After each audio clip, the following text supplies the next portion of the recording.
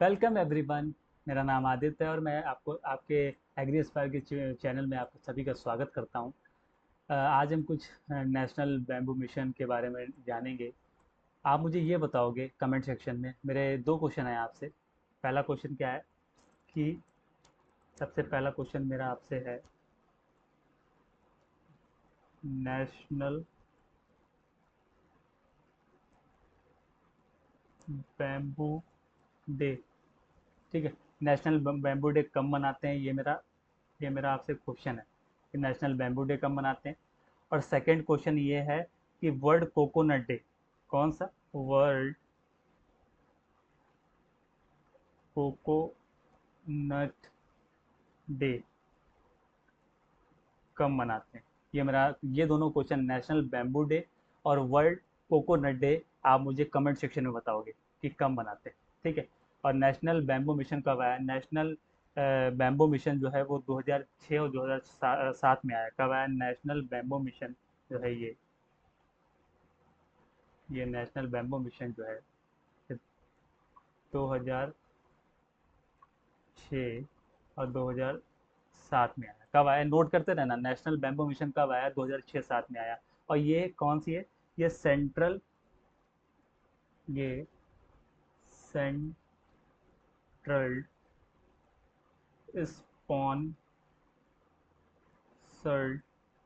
Sponsored scheme है। कौन सी है ये सेंट्रल स्पॉन्सर्ड स्कीम है। कौन सी स्कीम है ये? सेंट्रल स्पॉन्सर्ड स्कीम है।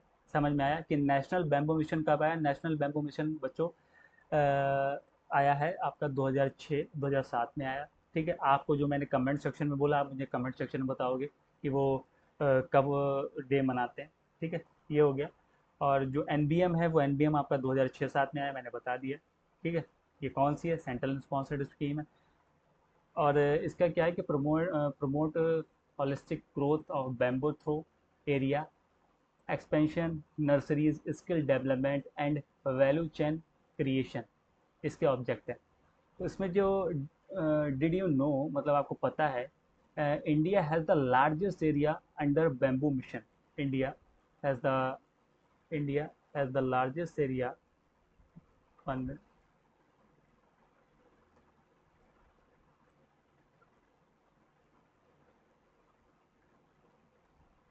अच्छा, ये देखिए आप, ये लिखा है India has the largest area under bamboo mission. Bamboo cultivation लगभग कितना है? 13.96। कितना है? 13.96 million hectare. India has the largest area, ये नोट करना कि India has the largest area under bamboo cultivation. तो कल्टीवेशन में जो है लार्जेस्ट में है। और India is the second most, ये जो लिखा है India is the second most second most second most bamboo diverse country in the world after China with a 136 species. 100 125 native है और 11 जो है वह एक्सोटिक है। जो विदेशी है, इसकी जो स्पेसीज है, तो 125 जो है वो नेटिव है। तो एरिया की बात की जाएगी तो एरिया में बैम्बू में इंडिया लार्जेस्ट में है। और अगर हम डाइवर्स कंट्रीज़ की अगर हम बात करेंगे तो हम उसमें सेकंड पे हैं। ठीक है ना। और चाइना जो है वो हमारा फर्स्ट पे है। किस पे? फर्स्ट पे।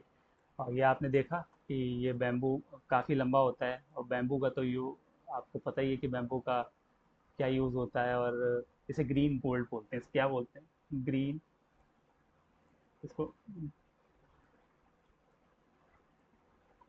ग्रीन गोल्ड, ग्रीन गोल्ड भी इसको बोलते हैं। आपसे पूछा जाएगा कि ग्रीन गोल्ड किसे बोलते हैं, तो कोकोनट को क्या बोल सकते हो? कोकोनट को ट्री ऑफ लाइफ बोलते हो। कोकोनट को ट्री ऑफ लाइफ बोलते हो। उसी तरीके से हम बैम्बू को जो है वो ग्रीन गोल्ड बोलते हैं। अब आप इसमें मुझे बताओ, जैसे आपको पता होगा कि इसमें पानी की मात्रा कितनी होती है। इसमें पानी की मात्रा कितनी हो सकती है? लगभग अगर आप एक बैम्बू खड़ा है, ग्रीन बैम्बू, उसमें पानी की मात्रा अगर आप शोधकर्ता के अकॉर्डिंग मानो तो 11 से 12% या मैक्सिमम 19% पानी हो सकता है। ठीक है। और अगर हम बात करें इसमें नमी जो है वो लगभग 10 पॉइंट, इसमें नमी जो है वो 10.74% पाई जाती है। ठीक है। और वही है, इसमें पानी जो है वो 14 से 19% मैंने आपको बता दिया, 14 से 19% में पानी होता है। और बांस का जो प्रयोग होता है, जो बैम्बू होता है ना, उसकी नमी की मात्रा कम हो जाती है। उसके सूखने की स्थिति उसके सूखने की जो स्थिति होती है, और उसके बंधे हुए में, मतलब बंधे में पानी बढ़ जाता है जब उसके सूखने की स्थिति में बंधे हुए में पानी बढ़ जाता है। ये मतलब ये जानकारी जो है इसको रिसर्चर बताते हैं कि नमी की मात्रा कम हो जाती है, और सूखने की स्थिति में जब बांस का प्रयोग किया जाता है तो उसकी नमी की मात्रा कम हो जाती है, और सूखने की स्थिति में बंधे हुए पानी की मात्रा बढ़ जाती है। जो बंधे हुए होते हैं ना, उनकी पानी की मात्रा बढ़ जाती है, लगभग 88.13% पहुंच जाती है। अब जब बैम्बू की बात हो रही तो थोड़ा सोचा आपको ब्रीफ में नॉलेज दे दूँ। ठीक है, ये मतलब उसकी क्वालिटी होती। तो मैंने आपको लार्जेस्ट एरिया बताया, और इसके बारे में बताया कि अगर बैम्बूज में 19% तक मैक्सिमम पानी हो सकता है। और वैसे अगर उसकी क्वालिटी सूखा बैम्बू है, ग्रीन बैम्बू है, सूखा बैम्बू कहाँ क्या, भी हम आके आपसे बात करेंगे। Benefit of bamboo cultivation. ठीक है, मैच्योर इन 3.3 एंड 4 ईयर, मतलब 3 से 4 साल में ये मैच्योर होता है। फॉरेस्ट ग्रोइंग वुडी प्लांट, इसको फॉरेस्ट फॉरेस्ट सॉरी सॉरी इसको फास्टेस्ट ग्रोइंग वुडी प्लांट बोलते हैं। जो 3 से 4 साल में एकदम मैच्योर हो जाता है, काफ़ी लंबा हो जाता है। फास्टेस्ट ग्रोइंग वुडी प्लांट बोल देते हैं। Requires less than water compare to traditional timber crop. अब कहा जाएगा ट्रेडिशनल टिम्बर क्रॉप कौन सी है, तो बैम्बू है। ठीक है, provides sustainable livelihood through cultivation and processing. ठीक है, अ renewable resources that help reduce dependence on wood। समझ गए, बेनिफिट ऑफ बैम्बू कल्टीवेशन की ये बात हो गई। बेनिफिट ऑफ बैम्बू कल्टीवेशन की बात हो गई, ये 3 4 ईयर ये इसकी बात हो गई। इसके बाद फिर नीचे हम बात करें, और फिर उसके बाद इसकी बात हो गई। अब हम आगे बढ़ते हैं। आगे जैसा कि how farmers can earn more. तो क्या होता है, integration with agro forestry improve farm income. ठीक है, अगर आप एग्रो फॉरेस्ट्री के रूप में यूज़ करते हो तो फिर ये आपकी फर्म की इनकम को इम्प्रूव करता है। और high demand for bamboo in construction, furniture, handicraft and paper industries. उसके जो रेसे उसे हैं उसका पेपर में यूज़ होता है। हैंडीक्राफ्ट आपको मालूम है, फर्नीचर में बिना बैम्बू के काम ही नहीं चलता है। अगर फर्नीचर है या फिर उसके जो, जैसे आप देखो पहले ज़माने में क्या होता था, खटिया का यूज़ होता था। तो खटिया विदाउट बैम्बू, उसके दोनों साइड चारों साइड बैम्बू लगा के फिर उसको बिना जाता था। बैम्बू के बिना वो बिन ही नहीं पाते थे। हम गाँव में आज बिलोंग करते हैं, कई जगह गाँव में अब तो बेड वगैरह चलने लगे, लेकिन एक समय की बात है, आज खटियाँ बंद हो रही हैं, लेकिन खटियाँ बैम्बूज के अकॉर्डिंग ही चलती थी। तो वही विदाउट बैम्बू नहीं था, हम समझ पाते थे कि वो सूखा बैम्बू होता है। सूखा बैम्बू क्या होता है, वो टिकाऊ होता है, बहुत लॉन्ग लाइफ होती है उसकी, वो फटता नहीं अगर मजबूत है तो। बाकी farmer produce organisation FPOs under NBM link grow growers directly with industries. ठीक है, value addition like bamboo boards, incense stick, biochar increase profile 2 से 3x compare to raw sales. अच्छा, ये चीज़ है value addition like bamboo board. अच्छा, incense sticks and biochar, अच्छा इसका यूज़ इसमें होता है। ठीक है, ओके। उसके बाद अगर हम बात करें, ये बात हो गई। उसके बाद हम सेकंड बात करें, bamboo sink bamboo observe 12 ton, ओ हो CO2, 12 ton CO2 per hectare annually. मतलब आप सोच रहे हो CO2 वो जो है आपका 12 टन पर हेक्टेयर देता है। कार्बन काफ़ी अच्छा है, मतलब कि आप जहाँ भी बैम्बू होगा वहाँ पे ऑक्सीजन जो है वो बहुत अच्छी मात्रा में होगी, उसको ऑब्जर्व करता है। ओके। उसके बाद 35% मोर ऑक्सीजन देता है, रिलीज 35% मोर ऑक्सीजन ट्री। मतलब कि बैम्बू बहुत अच्छा पौधा माना जाता है, और इंडिया का एरिया भी लार्जेस्ट है इसमें। और restore degraded land and prevent soil erosion. Okay, चलो ये भी अच्छी बात है, ये सॉइल इरोजन को प्रिवेंट करता है। मैं तो सोचा, ऐसे आपने सोचा होगा यूकेलिप्टस का जो पौधा है ना, बिल्कुल इंडिया में बैन कर दिया जाएगा, वो पानी बिल्कुल जड़ों को सोख लेता है। मेरे यहाँ पहले लगा हुआ था और वो पूरी तरीके से जड़ों को सूखता है, लेकिन यूकेलिप्टस पौधा बैन कर दिया था। अब सागवान, शीशम बंद होता जा रहा है, सागवान का यूज़ अब ज़्यादा हो रहा है। सागवान की क्या है ना, 20 से 25 साल में तैयार हो पाता है, लेकिन ये तो 3 से 4 साल में तैयार हो रहा है।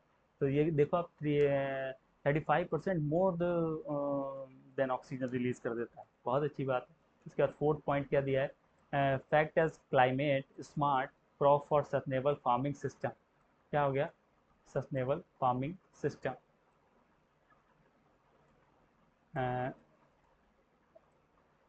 ये ये देखिए आप, act and climate smart smart crop for sustainable farming system. ये मतलब जो सस्टेनेबल फार्मिंग सिस्टम है उसको उसके क्लाइमेट को भी ये इम्प्रूव करता है। उसके बाद ग्रीन गोल्ड मैंने पहले ही बोला, नेशनल बैम्बू मिशन कब आया, 2006 और 7 में आया। Promoting holistic growth of bamboo sector and adopting area based regionally differentiated strategy. ठीक है, promoting bamboo cultivation, bamboo based industries, value addition, marking of bamboo its product specially in the NER। Okay, ये हो गया। 60,000 hectare of non forest area cover करता है, कितना, 60,000 hectare non forest area cover करता है। 104 bamboo treatment conservation units establish करता है। 130 मार्केट इंफ्रास्ट्रक्चर फैसिलिटीज़ ट्रेड में क्रिएटेड हुई हैं। अच्छा, 130 market infrastructure facilities of bamboo trade created किया है, बहुत बढ़िया बात है। ये तो ये आपके लिए डाटा इंपॉर्टेंट है। बैम्बू प्रोसेसिंग में आप देखो, ये देखो आप, है फर्नीचर और फ्लोरिंग की बात की जाए, इसमें आपको यूज़ होता है। एक्टिव अगर हम बात करें, activated charcoal, bamboo board, composite का भी यूज़ इसमें बैम्बूस का होता है। इसके बाद आप हैंडीक्राफ्ट की बात कर लो, हैंडीक्राफ्ट में भी स्टिक्स में, और आप देखो आप बांस का उपयोग काफ़ी ज़्यादा होता है। उसके बाद बायोडिग्रेडेड पैकेजिंग, इसमें भी आपका यूज़ होता है। ठीक है, उसके बाद इवन बैम्बो बेस्ड बायोफूल, ये बहुत इंपॉर्टेंट है। बैम्बो बेस्ड बायोफूल का भी यूज़ बहुत ज़्यादा किया जाता है। बायोफ्यूल फ्यूल का यूज़ बहुत ज़्यादा यूज़ में मात्रा में बढ़ गया है। ठीक है ना। उसके बाद गवर्नमेंट इनिशिएटिव, अगर आप बात करो, जैसे मैंने पहले बताया था कि अमेंडमेंट जो है वो फॉरेस्ट एक्ट 1927 में आया, और इसके बाद इसको इसको रीअरेंज कराया गया 2017 में। Bamboo was the feeling as a transit eraser outside forest area. ठीक है, support FPOs skill development and internship in bamboo sector. ठीक है, ये आपने देखो जाना, ये हो गया। और उसके बाद ये आपने जाना, आज मुझे बैम्बो की पूरी नॉलेज देनी है आपको। फिर ग्रीन गोल्ड कहते हैं, GST reduced on bamboo products in encourage industry, मतलब जीएसटी रेड्यूस की गई bamboo product in encourage in industries में। इंडिया फॉरेस्ट अमेंडमेंट ऑर्डिनेंस 2017 में आया ये। और उसके बाद की गई, इन्होंने बैम्बू मार्केट पेजेस पोर्टल में ग्रीन गोल्ड कलेक्शन किया गया। ठीक है, ये भी हो गया, कंप्लीट इंफॉर्मेशन आपको दे दिया ये मैंने। Then bamboo income plus sustainability and innovation. देखो बैम्बो क्या है,